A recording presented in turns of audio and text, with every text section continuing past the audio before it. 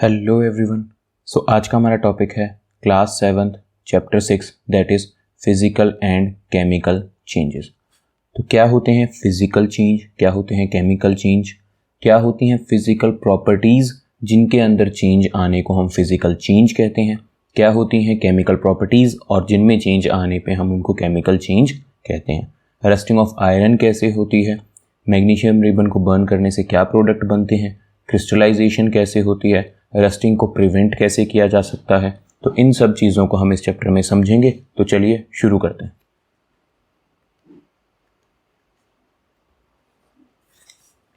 सबसे पहले physical change के बारे में बात करते हैं। फिजिकल चेंज को समझने से पहले हमें यह समझना पड़ेगा कि फिजिकल प्रॉपर्टीज क्या होती हैं।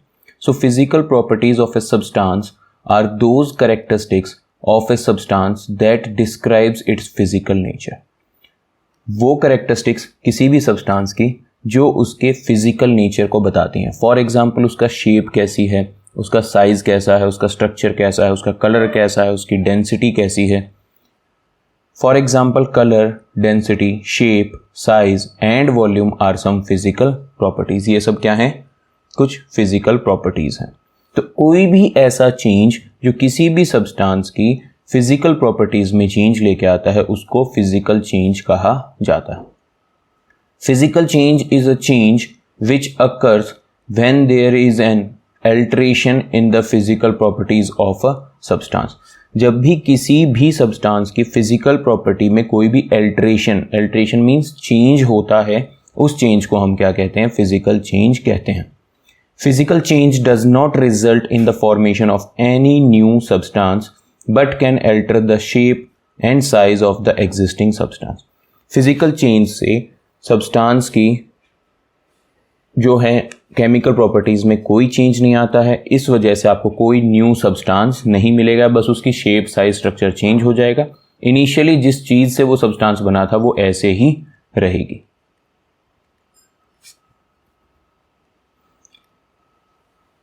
देख सकते हैं हम लोग कि वो सारी चीज़ें जिनको हम देख सकते हैं, महसूस कर सकते हैं, सुन सकते हैं, वो सारी फिजिकल चेंज के अंदर आती हैं। सी हम देख सकते हैं, क्या देख सकते हैं? That gold is shiny. तो गोल्ड शाइनी है, ये क्या है? उसकी फिजिकल प्रॉपर्टी है। हम सुन सकते हैं जब मेटल को बीट किया जाता है तो मेटल साउंड प्रोड्यूस करते हैं, that is metals are sonorous. हम फील कर सकते हैं, जैसे रबर बैंड्स हैं, ये बैंड हो रहा है, ये रबर लगा होता है आपकी पेंसिल के पीछे, जब ये इस रबर के ऊपर आप ज़्यादा प्रेशर लगाते हैं तो रबर बैंड होके टूट जाता है। टच करके महसूस कर सकते हैं, जैसे सिरामिक पॉट है, ये हार्ड होता है, आपने हाथ से टच किया, आपको पता चल गया। स्मेल करके बता सकते हैं आप किसी भी चीज़ की जो स्मेल है वो उसकी फिजिकल प्रॉपर्टी है। मेज़र कर सकते हैं, जो टेम्परेचर है किसी भी चीज़ का उसको आप मेज़र कर सकते हैं। सो वो चीज़ें जो आप देख सकते हैं, महसूस कर सकते हैं, वो फिजिकल प्रॉपर्टीज़ के अंदर आती हैं। सो वही होते हैं आपके फिजिकल चेंज अगर उनकी फिजिकल प्रॉपर्टीज़ में कोई चेंज आए। जैसे कैन को क्रश कर दिया, अब कैन टिन का बना हुआ था, वो अभी भी टिन का है, बस उसकी शेप चेंज होगी। आइस मेल्ट हुई है तो वाटर है, चाहे वो लिक्विड स्टेट में हो चाहे सॉलिड स्टेट में हो। वाटर को बॉयल किया, अब ये लिक्विड से गैसियस स्टेट में चला गया। वाटर तो वाटर है, उसकी जो केमिकल प्रॉपर्टीज़ है उसमें कोई चेंज नहीं हुआ है, जो कॉन्स्टिट्यूएंट्स थे वो ऐसे के ऐसे हैं, बस स्टेट चेंज हो गई है। And change of state is a physical change. Mixing of sand with water, sand को वाटर के साथ मिक्स करना फिजिकल चेंज है। कांच का टूट जाना फिजिकल चेंज है। शुगर को वाटर में डिसॉल्व करना क्या है? फिजिकल चेंज है। श्रेडिंग ऑफ पेपर, बहुत बड़ा पेपर था उसको श्रेड कर दिया, उसको छोटे छोटे पीसेस में काट दिया, ये भी क्या है? फिजिकल चेंज है। चॉपिंग ऑफ वुड, बड़ी लकड़ी थी, काट दी, छोटी होगी, शेप चेंज होगी, physical change. Mixing green and red marbles, आपके पास ग्रीन और रेड कलर के मार्बल हैं, उनको आपस में मिक्स कर दिया, this is a physical change, क्योंकि कोई नई चीज़ नहीं बनी। Sublimation of dry ice, sublimation of dry ice क्या होता है? ड्राई आइस एक सब्लिमेबल सब्सटेंस है, और जो सब्लिमेबल सब्सटेंस होते हैं वो डायरेक्टली सॉलिड से कौन सी स्टेट में कन्वर्ट हो जाते हैं? गैसियस स्टेट में कन्वर्ट हो जाते हैं, without going into its liquid state. ये लिक्विड में कन्वर्ट नहीं होते। जैसे आपने देखा आइस है, आइस पहले किस में कन्वर्ट होगी? लिक्विड में कन्वर्ट होगी, और उसके बाद फिर वाटर के आपको क्या देखने को मिलेंगे? वेपर्स देखने को मिलेंगे। लेकिन सब्लिमेबल सब्सटेंस लिक्विड स्टेट में ना जाके सीधा कौन सी स्टेट में चले जाते हैं, गैसियस स्टेट में चले जाते हैं। और जो ये ड्राई आइस है ये क्या होती है आपकी, सॉलिड कार्बन डाइऑक्साइड। क्या होती है, सॉलिड कार्बन डाइऑक्साइड, जो सीधी सॉलिड से गैसियस स्टेट में चली जाती है। So this is also a change in its state, that's why it is also a physical change. Chemical changes क्या होते हैं? केमिकल चेंजेस को समझने से पहले हमें केमिकल प्रॉपर्टीज को समझना है कि केमिकल प्रॉपर्टीज क्या होती हैं। So the chemical properties of a substance are those characteristics of a substance that describes its chemical nature. जो प्रॉपर्टीज किसी भी सब्सटेंस की केमिकल नेचर को बताती हैं वो उसकी केमिकल प्रॉपर्टीज कहलाती हैं। For example toxicity of a substance. Toxicity क्या होता है, जहरीलापन होता है, कितनी ज़्यादा वो हमारे लिए नुकसानदायक है, टॉक्सिक है। और how a substance react with other substance is it's chemical properties. और कैसे कोई सब्सटेंस दूसरे सब्सटेंस के साथ रिएक्ट करता है। फॉर एग्जाम्पल मैग्नीशियम को जलाया जाएगा या ऐड किया जाएगा किसी भी एसिड के अंदर, तो वो उस एसिड के साथ कैसे रिएक्ट करेगा ये उसकी केमिकल प्रॉपर्टीज के अंदर आता है।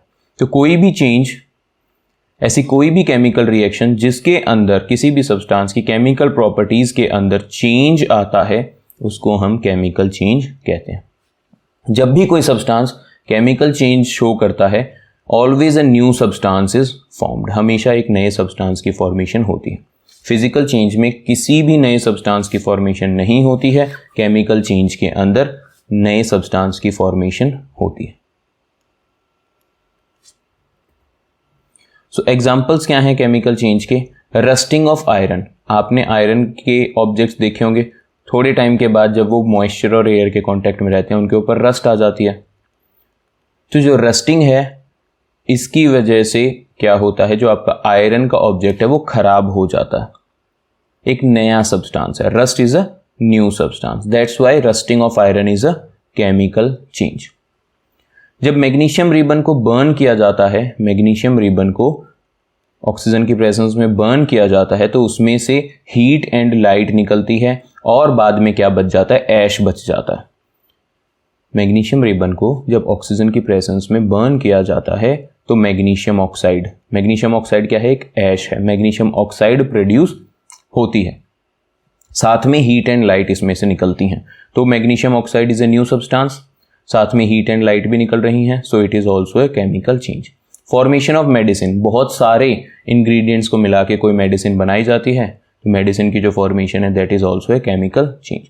Extracting iron from iron ore, जो आप आयरन देखते हैं जो यूज करते हैं वो as it is earth crust के अंदर नहीं मिलती है, वो ओर की फॉर्म में मिलती है। ओर क्या होते हैं, मिनरल्स होते हैं। जमीन के नीचे जैसे मिट्टी निकाल लेंगे उसके अंदर से फिर आयरन को एक्सट्रैक्ट किया जाएगा, उस प्रोसेस को भी हम केमिकल रिएक्शंस के थ्रू ही करते हैं, that is why it is also a chemical change. Formation of plastic, plastic किससे बनता है, पेट्रोकेमिकल से बनता है। पेट्रोलियम के जो प्रोडक्ट्स हैं, बाई प्रोडक्ट्स, उनसे प्लास्टिक बनता है, इसीलिए ये भी क्या है, एक केमिकल चेंज है।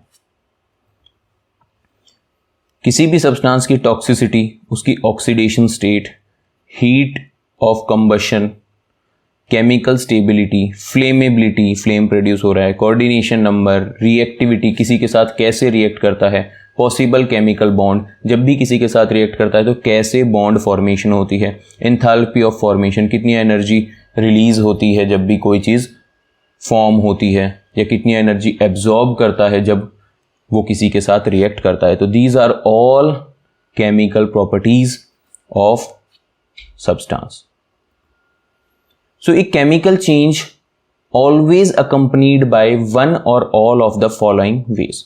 तो जब भी कोई केमिकल चेंज होगा इनमें से कोई एक या कितने भी चेंजेस आप उसके अंदर देख सकते हैं, लेकिन होगा ज़रूर, इनमें से एक ना एक ज़रूर ऑब्जर्व होगा, बाकी भी एक साथ हो सकते हैं।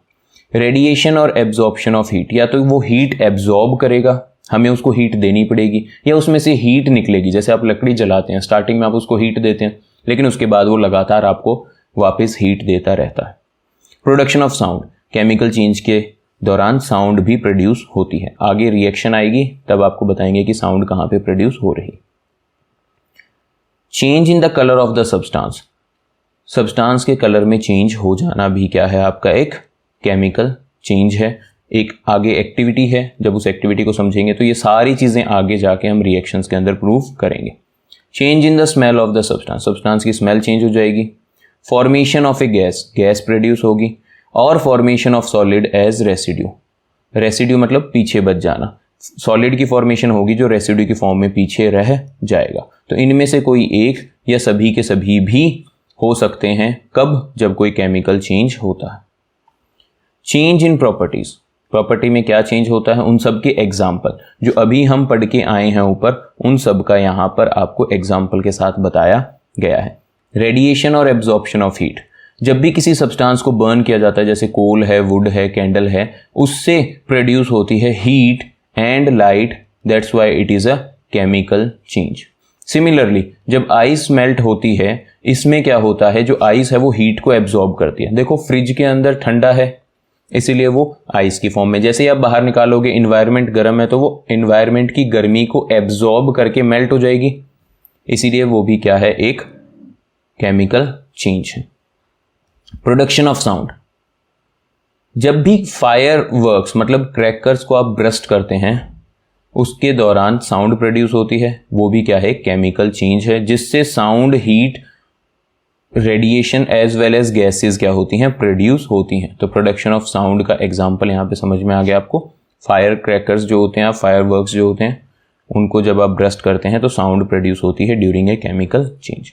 Change in the colour of the substance, जो रॉ फ्रूट्स हैं, कच्चे फ्रूट्स हैं, वेजिटेबल हैं, आप उनको काट दीजिए और ओपन में थोड़ी देर के लिए छोड़ दीजिए, उनके ऊपर एक ब्राउन कलर की लेयर आ जाएगी, that is due to a chemical change. किसकी वजह से आती है, केमिकल चेंज की वजह से आती है।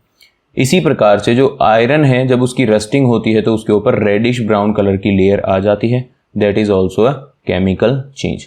फॉर्मेशन ऑफ गैस, गैस की formation, when antacids are mixed with water bubbles are formed indicating the production of gas and therefore it is a chemical change. Antacid क्या होते हैं, जब आपके पेट में एसिडिटी हो जाती है तो उस एसिडिटी से रिलीफ पाने के लिए हम क्या लेते हैं, एंटासिड लेते हैं।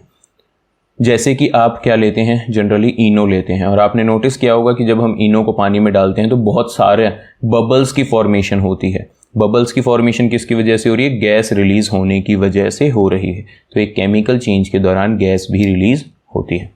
Change in the smell of the substance, जब आपका फूड जो है खराब हो जाता है उसमें से फाउल स्मेल आती है, गंदी स्मेल आती है, क्योंकि जो फूड है उसके अंदर केमिकल चेंज हुआ है जिसकी वजह से वो खराब हो गया है। जो रॉटन एग है उसके अंदर से बहुत गंदी सल्फर की स्मेल आती है। किसकी स्मेल आती है, सल्फर की स्मेल आती है। जब आपका जो एग है वो सड़ जाता है उसके अंदर से बहुत गंदी सल्फर की स्मेल आती है, and that is also an example of chemical change. Formation of solid, solid की फॉर्मेशन, दो लिक्विड हैं जब उनको आपस में कंबाइन किया जाता है तो उसके अंदर प्रेसिपिटेट की फॉर्मेशन होती है। प्रेसिपिटेट एक ऐसा सब्सटेंस है जो पर्टिकुलर सॉल्यूशन में डिसॉल्व नहीं होता है, वो नीचे बैठ जाता है। अगर कोई चीज़ डिसॉल्व नहीं होगी, जैसे वाटर के अंदर आपने सैंड डाली, सैंड वाटर के अंदर डिसॉल्व नहीं होगी तो वो नीचे सेटल डाउन हो जाएगी, उसको प्रेसिपिटेट कहते हैं। इसी प्रकार से जो शेल है एनिमल के are precipitate formed by chemical reaction. आपने देखे होंगे जो शंख सीपियाँ होती हैं जिसके अंदर एक आपको एनिमल देखने को मिलेगा, वो अपने प्रोटेक्शन के लिए अपने चारों तरफ एक शेल बना लेता है, वो शेल भी ऐसे ही प्रेसिपिटेट्स की सहायता से बनाया गया है। तो formation of solid means precipitate is also an example of or observation of chemical change. So chemical change, iron की रस्टिंग, बर्निंग ऑफ वुड, आपकी बॉडी में जो डाइजेशन हो रही है, मेटाबॉलिज्म हो रहा है, cooking of egg, baking of cake, electroplating, rotting banana, खराब हो जाना, विनेगर और बेकिंग सोडा को मिक्स करेंगे तो बहुत सारी गैस प्रोड्यूस होगी, फायर वर्क्स, केमिकल बैटरीज, ये सब क्या हैं जी, आपके केमिकल चेंज के एग्जाम्पल हैं। So that was all for this class. Next topic in next video. Thank you very much. God bless you. Take care.